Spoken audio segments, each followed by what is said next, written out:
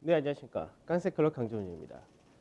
전일 국내 증시, 미증시가 트럼프 영향으로 인해서 급락을 했음에도 불구하고 어느 정도 하락이 제한된다 정도까지는 생각했는데 생각보다 굉장히 강하게 움직인 모습을 보여줬다 됩니다. 그래서 실질적으로 2380이라는 자리대가 이제 선물지수로가 이제 317포인트 전후가 되는데 이 라인대가 굉장히 좀 까다롭다라고 생각을 했는데 이 라인대도 돌파를 해서 마감이 되는 그런 모습이었습니다. 그만큼 이제 시장에서 강세를 띄었다가 되긴 하는데 이 부분이 사실 거래대금의 증가가 나오거나 아니면 삼성전자의 강세 이 두 가지 중에 하나로 나와야 되는데 오늘 삼성전자 실적 발표를 앞두고 강세가 삼성전자 또 나타났던 부분 역시 전일 시장에서 강세의 배경이 된다 이렇게 봐야 될 것 같습니다. 하나씩 보면서 설명해 드리도록 하겠습니다. 먼저 이제 지수를 보게 되면 지수가 2386.9포인트 0.89% 상승으로 마감이 되었는데 가장 매물이 두꺼운 라인대의 상단까지 올라왔다가 됩니다. 그래서 거래대금이 구조가 안 되는 그 정도의 수준이었었는데 시장에서 이제 관망세 좀 짙었습니다. 근데 오히려 이 관망세가 나오는 부분은 전체적인 프로그램 매수와 그리고 외국인들이 선물해서 강하게 움직였던 부분이 결국 이 상단 자리를 돌파를 했다는데 이 상단자의 돌파라는 의미가 상당히 의미가 많은데 이 부분은 조금 이따 자세히 설명해 드리려고 하고요. 그래서 외국인이 수급해서 970억 정도 매도를 했고 기관에서는 4,300억 기관의 매수가 프로그램에서 약 4천억 가까이 들어왔기 때문에 이 부분이 시장의 강세를 끌고 올라간 그런 모습이었습니다. 그 다음에 선물시장인데 선물시장 같은 경우도 1%대 강세를 보이면서 317.7포인트까지 올라왔다 됩니다. 그래서 외국인들이 이제 어제 같은 경우는 선물에서 대규모 매수를 했다가 되죠. 그래서 기존에 갖고 있었던 누적 매도 포지션 10,000계약대가 넘던 것이 이제는 3,100계약 정도로 축소가 되었고요. 그 베이시스가 전일 그동안 워낙에 프로그램 매도가 쌓이는 그런 케이스였기 때문에 베이시스가 보합권 전후로 올라왔다. 이 부분만으로도 프로그램 매수가 강하게 유입이 되었습니다. 앞으로 이제 베이시스가 강세가 이어질 수 있느냐 이 부분이 중요할 것 같습니다.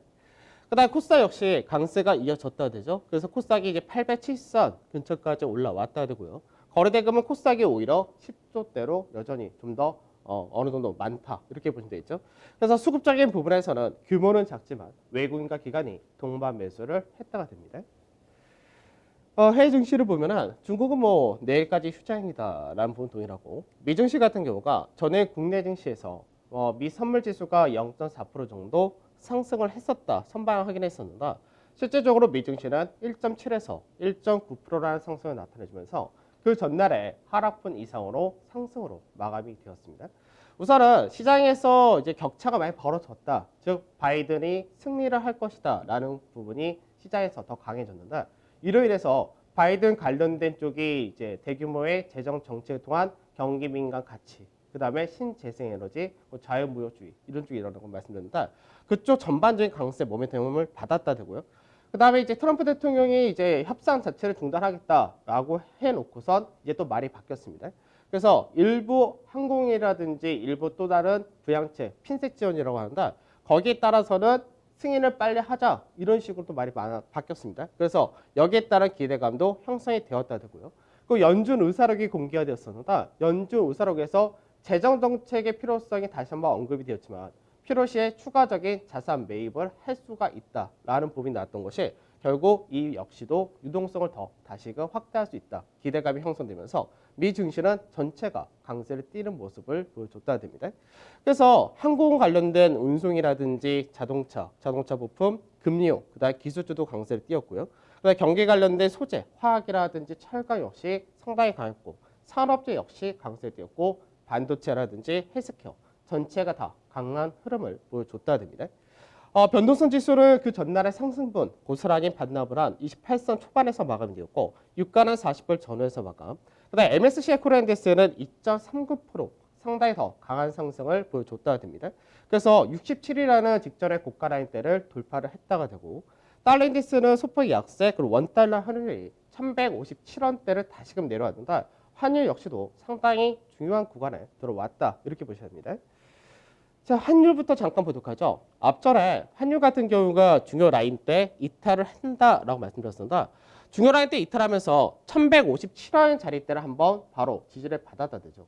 그래서 앞전에 가파른 환율 하락이 나타났다가 증시 자체가 조정을 받을 때 1175원 전후까지 올라갔다가 다시 한번 1157원 갔다가 어제 중간 맞았었던 1166원을 고가를 인식하고 결국은 1158원으로 끝났다 됩니다. 그러면 1157원이라는 가격대를 다시 한번 내려온다 될 경우는 세 번째 이탈이 되는 과정으로 들어갈 수 있는데 1157원이라는 자리대 이탈하게 된다. 이게 어떤 의미를 가지냐면은 올해 시장에서 코로나로 인해서 코로나에 대해서 시장이 이제 가파르게 급등을 하기 전에 그때의 저점을 만들었던 자리대가 들어온다가 된 겁니다. 그래서 이 라인대를 이탈한다가 되면 실질적으로 외국인들이 전체적으로 볼 때 2010년도 이후로 1150원 깨지면서 오히려 매수를 확대했던 가능성이 높다기 때문에 이번에도 그렇게 될 가능성이 배제할 수 없다. 이렇게 볼 수 있습니다. 그래서 연말 시장을 앞두고 이제 여러 가지 모멘텀이라든지 현재의 미 대선이라든지 국내 기업들의 경제 활동이라든지 기업 실적 모든 부분이 외국인들이 살 수 있는 굉장히 좋은 여건이 만들어지기 때문에 환율 역시 시장에서 오늘 1157원을 이탈하는 흐름이 나오느냐 굉장히 중요하다라고 보셔야 되겠습니다. 그 다음에 미증시 잠깐 보도록 하죠. 미증시를 간단하게 보게 되면 박스권 상단 돌파 시도 돌파했다가 내려와서 중간 마디짜리 지지 상승. 그래서 지금 현재는 박스권 중간 마디폭 하나가 나오게 된다면 약 11,800포인트까지 열려 있다. 이렇게 되는 케이스입니다. 그 다음 S&P도 바로 보도록 하죠. S&P 결국 역회된 슈도 패턴을 거의 만들어 간다가 되는데 상단 자리 이제 3,400포인트대를 올라왔다가 되죠. 그래서 이 라인대에서 추가적 역시 기본 마디폭이 열린다면 3,500선까지 열린다. 이렇게 보시면 되겠습니다. 자, 중요한 것이 이제 MSCI 코리아 인덱스입니다. MSCI 코리아 인덱스가 상대적으로 더 강하다라고 말씀드렸는데 국내 증시와 MSCI 코리아 인덱스가 괴리가 있다고 말씀드렸습니다. 왜 그러냐면 추석 연휴 기간 동안 저점을 만들었던 구조는 동일했습니다. 근데 추석 연휴 기간 동안 바이든의 당선 가능성이 높아진다. 이 부분이 이제 자유무역주의로 가게 되고 신흥국에 대한 모멘텀을 확대한다. 이렇게도 되고요. 그리고 추석 연휴 기간 동안에 발표됐었던 국내 9월 달에 수출 증가란 부분이 경제 회복 자체가 국내가 확연하게 더 탁월하다라는 것이 확인된 그런 케이스였는데 그로 인해서 MSCI 코리아 인덱스 같은 경우는 시총 상위 대형이 더 많은 비중을 차지한다는 부분이 실질적으로 중간 마디자리를 돌파 지지하고 상당 근처까지 올라왔었다 그런데 이제 어저께 돌파가 나왔다 되죠. 그래서 결국은 연중 고가 라인대를 돌파를 했다가 됩니다.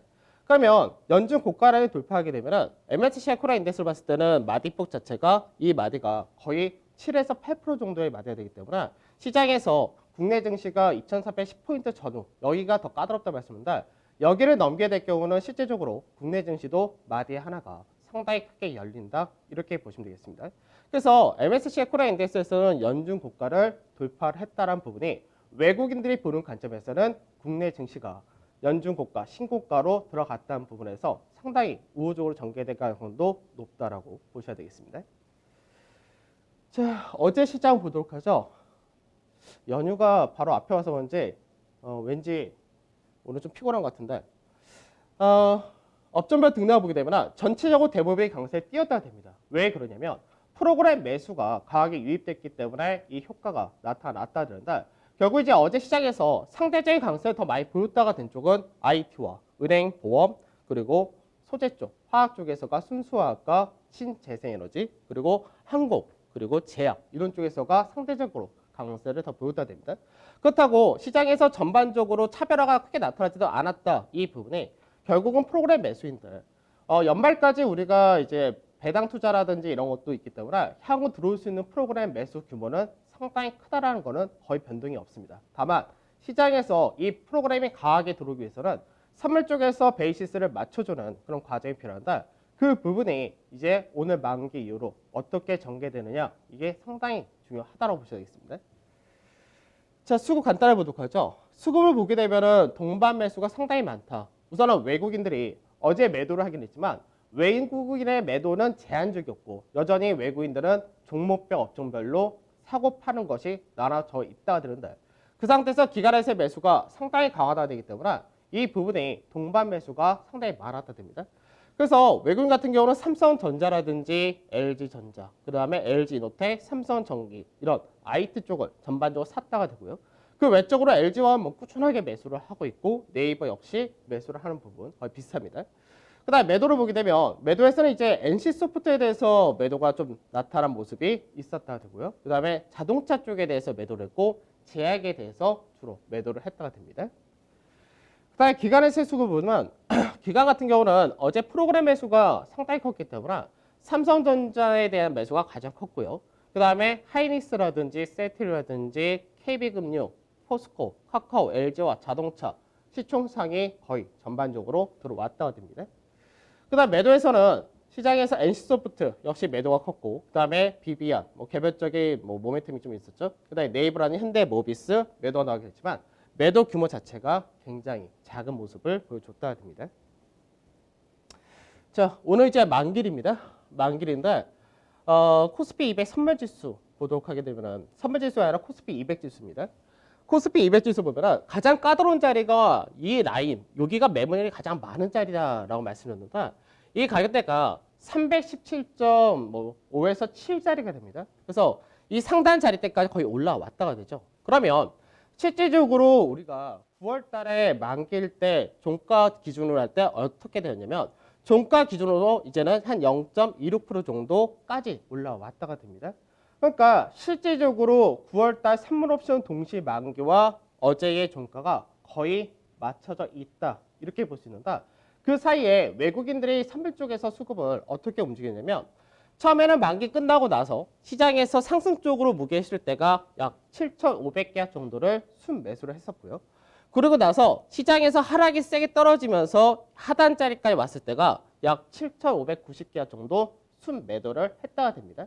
그러니까 결국은 무슨 얘기냐면은 시장에서 롤업했던 물량을 제하고 샀던 물량이 7,500개 그리고 하단에서가 역시 마찬가지로 7,500개 정도 매도를 했다가 되는 거고 그러나서 시장에서 올라올 때 오히려 선물 쪽에서 매도를 좀 더 키웠던 그런 케이스였는데 이 부분을 어제 같은 경우 오히려 반등을 시키면서 선물에서 매도를 축소를 했다가 되죠.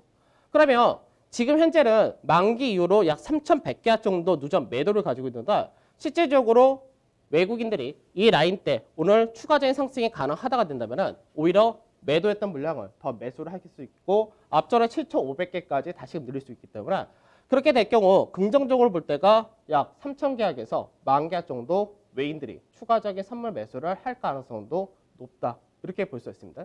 그래서 오늘 특히나 삼성전자 실적 발표에 있어서 삼성전자와 선물의 매수 조합, 이 두 조합이 굉장히 센 조합인데 이 흐름이 어저께처럼 이어서 나타날 수 있느냐 이게 중요하다는 것이고 지금 현재는 가장 큰 매물대 넘어갔기 때문에 여기서부터 이제 마지막 저항이다 할 수 있는 자리가 323.4 정도라고 보시면 될 것 같습니다. 자, 옵션 포지션도 한번 보도록 하죠. 옵션 포지션에서 어제 사실 315라는 자리대가 양매수 자리다라고 말씀드렸는데 그 자리대가 넘어가기 쉽지 않다고 생각했는데 실제 넘어갔습니다. 그래서 선물에서는 317.5자리에서 어저께 마감이 되었는데 결과적으로 그렇게 되면 315에서 317.5 이 사이가 부정적으로 끝나거나 할 경우가 그 가격이 되는 거고 317.5가 넘어간 상태에서는 실제로 콜에 대한 매도가 15억 이거밖에 없습니다. 그러니까 윗자리가 그 위로 외국인들의 매도 쪽이 거의 없기 때문에 실제로 위에 막힌 것이 없다. 이렇게 봐야 되는 케이스고요. 풋에서는 매수 자체가 내가 자체가 아예 없습니다. 그렇기 때문에 결국 풋에서도 시장에서 올라간다 해서 외국인들이 손해볼 게 없다는 이야기이기 때문에 결국 시장에서 상단 제한이 현재는 거의 없다가 됩니다. 그래서 오늘 시장에서 삼성전자 실적 발표와 연휴를 앞둔 개인들은 대부분이 관망세를 보이고 있는데 시장에서 어저께 역으로 시장에서 반대로 강하게 움직였듯이 오늘도 그 흐름이 나올 것이냐 이 부분이 중요할 것 같습니다. 종합주가 지수 한번 보도록 하죠. 종합주가 지수를 보게 되면은 이제 종합주가 지수와 아까 봤었던 MSCI 코리아 인덱스하고 괴리가 상당히 크다 이렇게 보셔야 되는데 종합주가 지수를 볼 때는 21사라는 자리대를 이제 어제 올라왔다가 됩니다. 그래서 종합주가 지수로서는 중간 마디 자리가 2,350포인트 전환되는데 이 라인들을 어저께 지지를 했다가 된 그런 케이스가 되고요. 그러니까 박스권을 기준으로 볼 때는 박스권의 중간 마디를 올라타고 지지를 밟고 상승했다 이렇게 되기 때문에 현재 구간에서 역시 매도 물량 그리고 매물이 가장 많은 자리는 2410포인트 전후 이 라인은 동일하다 됩니다. 그래서 그 라인대에 넘어가면은 위에는 사실 매물 자체가 없는 그런 위치에서 상징적인 지수 2450이라는 직전의 고가 이 지수밖에 없는데 이미 MSCI 코리아 인덱스에서는 고가를 넘어갔다라고 말씀드렸기 때문에 실제로 돌파하는 것은 결국 이번 주냐 이번 주는 힘들 것 같고 다음 주냐 그 이후냐 그 정도 차이가 되지 않을까 그렇게 전망이 됩니다. 자, 대형 지수 한번 볼까요? 대형 지수는 약간 차이가 있었던 것이 8월 달에 고가를 만들고 지수가 조정받을 때 코스닥과 중소형 같은 경우는 연중 고가에 넘어갔었고요. 대형 지수 같은 경우는 연중 고가를 아예 가지를 못하고 떨어졌습니다. 그리고 마찬가지로 앞전 하단 자리 이 라인 때 살짝 깨는 그림까지도 나타났었기 때문에 대형 지수 같은 경우는 박스권 패턴에서도 채널 패턴으로 생각을 해야 되는데 채널 패턴의 중간 마디 그리고 21선의 자리들은 그저께 종합주가지수 21선 저항으로 인식했었지만 실제로 대형 지수는 돌파 지지를 받아준 모습이었기 때문에 좀 더 강하다 된 케이스인데 여기서 이제 윗자리를 돌파를 하고 지지를 밟고 갈 거냐 아니면 중간마다 한번 내려왔다가 나중에 돌파를 할 거냐 이 차이가 됩니다. 그래서 이 마디폭이 약 6에서 7%만 되기 때문에 시장에서 요 라인대를 넘어간다 되면은 추가적 윗방향이 6에서 7% 정도 더 열린다 이렇게 보셔야 되고 이 기본 마디폭을 계산할 때는 지수상으로는 당연히 2,500도 넘어가야 된다 이렇게 보셔야 될 것 같습니다. 자, 여기서 이제 약간 관점을 외국인 관점을 한번 보도록 하죠. MSCI 코리아 인덱스가 왜 차별화가 나오냐면 MSCI 코리아 인덱스에서 많은 비중을 차지하는 것이 시총 최상이라고 말씀드렸는데 여기서 환율이라는 효과까지도 들어가기 때문에 그렇습니다. 그러면 외국인들이 보는 관점에서는 대형 지수가 어떻게 나오냐면 박스권을 중심으로 해서 중간 마디 때 회복, 지지, 숨고르기 상승하면서 어저께 종가가 이미 연중 고가 라인 때 올라왔다가 됩니다. 그래서 MSCI 코리아 인덱스에서 추가적인 강세가 나타나는 듯이 여기서 마찬가지로 한 0.5% 정도 상승을 더 나타내준다면 종가상으로는 고가 라인을 돌파를 한다가 되는 케이스가 됩니다. 그래서 이 경우에는 똑같이 박스권 기본 마디가 위로 크게 열린다 이 관점이 되는 건데 그래서 외국인 같은 경우가 선물에서 현재 아까 봤듯이 9월달 만기 이후로는 거의 수익이 없다 정도로 보이겠지만 환율까지 포함할 경우는 실제로 약 2.5% 정도 수익이 있기 때문에 실제적인 손실은 거의 없다 되기도 합니다. 그래서 외국인들이 선물 쪽에서 매수를 확대시키면서 지수를 끌고 올라갈 가능성도 배제할 수 없다 이렇게 보는 거죠. 자, 삼성전자도 한번 보도록 하죠. 삼성전자도 달러 기준으로 한번 보도록 하겠습니다. 달러 기준으로 보게 되면 삼성전자가 올해 고가를 만들고 나서 상가 패턴을 보이다가 돌파 그리고 나서 지지 테스트를 받았다 되고 어저께 종가로 결국은 바로 직전 9월 달에 고가 라인 때 종가상으로는 마감이 되었다 됩니다.